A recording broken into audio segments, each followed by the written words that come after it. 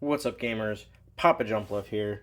We're going at it with the last deck profile in this series, right before the Lake of Rage event taking place this Saturday. Hope everybody's as excited as I am for the Lake of Rage. I mean, if you're in the area, come out and play. Otherwise, catch the stream, catch the videos coming out next week. But here it is. This deck is my Jumpluff Eevee box deck profile. So, we're opening it up.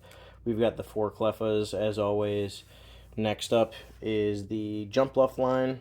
Got the 3 Hoppip from Neo Genesis. Just has a really good amount of HP and can sprout to fill your bench with the other Hoppips.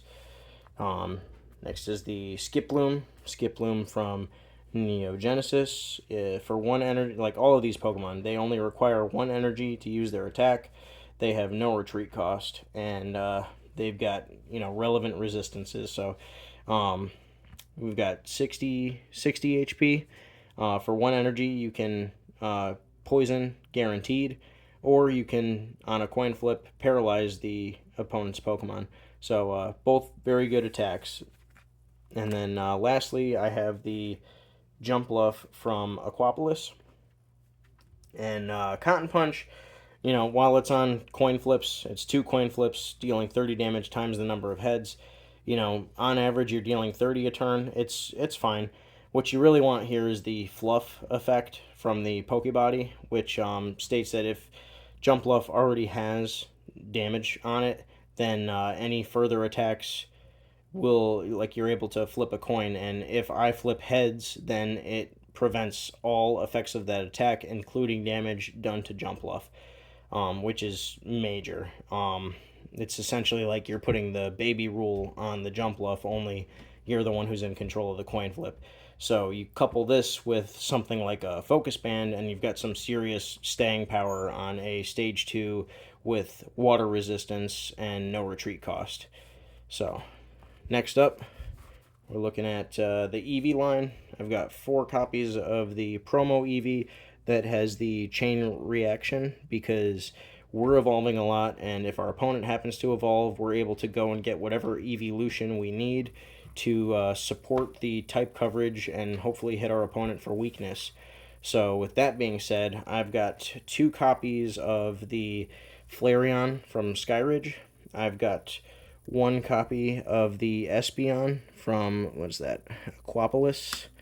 I've got 1 copy of the Vaporeon from Skyridge, and I've got 1 copy of the Jolteon from Skyridge.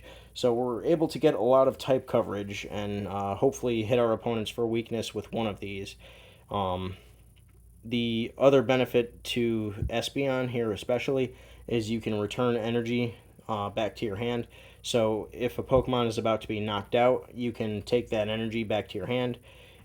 There's rainbow energies in this deck, so after you've used a rainbow energy to mark damage on Jumpluff to activate the Fluff ability, you can return the rainbow energy back to hand to be able to use it for one of these guys. So it's been a pretty decent strategy. They all have reasonable HP, and the Jolteon and Espeon happen to have no retreat cost as well. And I count these as having a single energy requirement in order to use their attack, because what you can do here is leave 1 electric energy on Jolteon, and then when it's time to attack, you throw the double colorless on and you're going. Same thing with Vaporeon. Leave 1 water energy on it, and then it's time to attack, you throw the double colorless on, and then you just go to town. Every single one of those has that same cost, with the exception of the Flareon here, where you can burn the opponent with Singe for the single fire energy, or you can use the what's it called?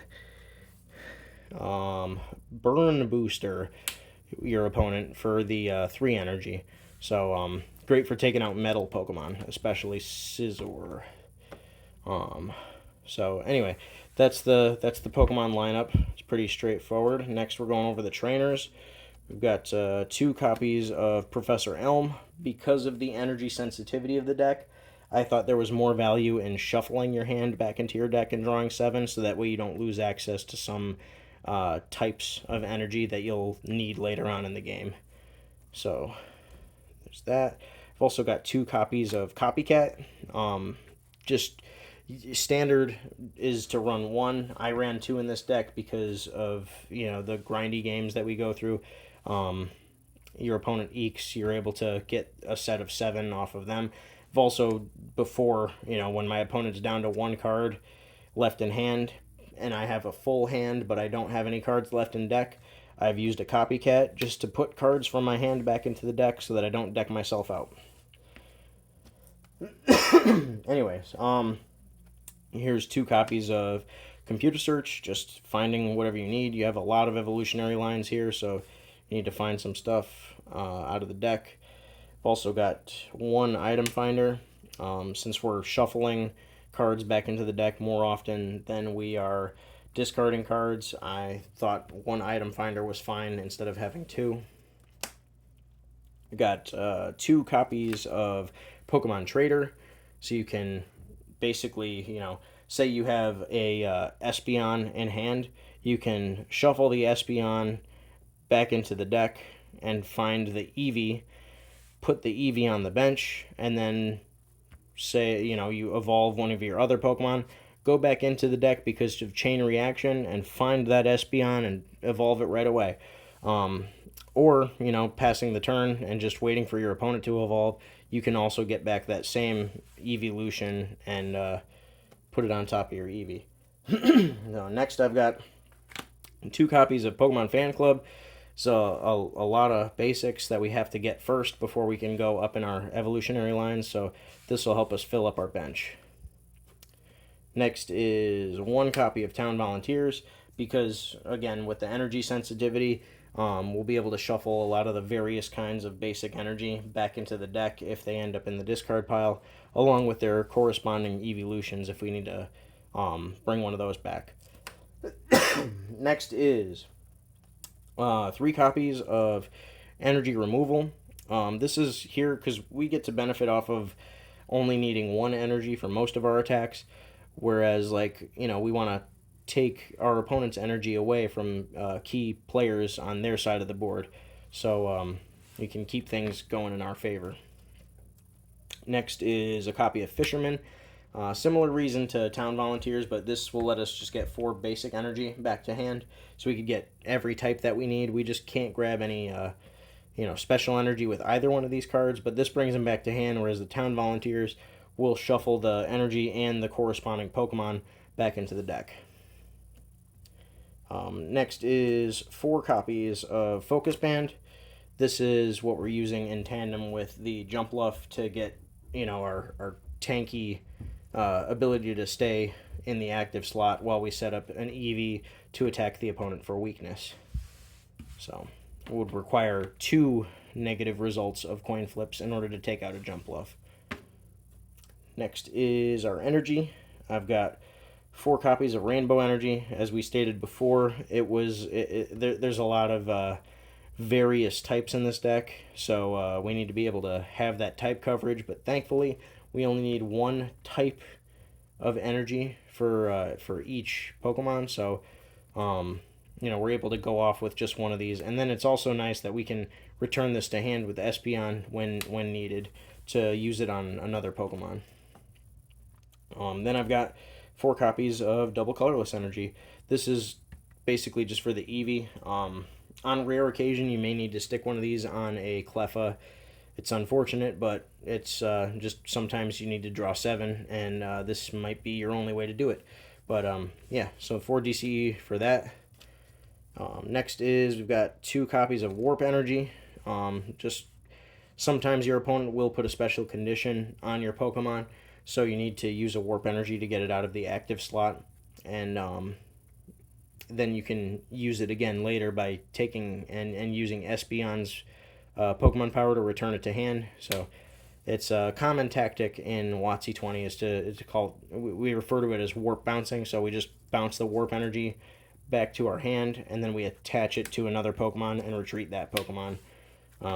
Just being conservative with those energies. Next up is the basic energies. I've got 4 copies of a Grass Energy. you want to have Jumpluff online, and there's a lot more Jumpluffs, Skiplooms, and Hoppips than there are for the Evolutions. So that helps cover that. And then we've got one Psychic Energy, one Water Energy, one Fire Energy, and one Electric Energy, just so that we have stuff to put back into the deck with Town Volunteers if we're needing to bring those Evolutions back into the deck from the discard pile, or we're able to grab all four of these off of Fisherman and utilize. I mean, like, maybe we discarded them early in the game because we didn't have them yet. So then we evolve into Flareon. Suddenly I need this one that's in my discard pile. I'm able to use Fisherman to get this back along with 3 of the other energy. So, but yeah, that's pretty much it for the deck profile. Let me know what you think. It's one of the, I don't know, best WOTC20 decks that I've come up with myself. So I'm pretty proud of this deck, but at the same time, it's more fun than it is competitive. So, let me know what you thought in the comment section, and give this video a like if you liked it. Thanks for stopping by.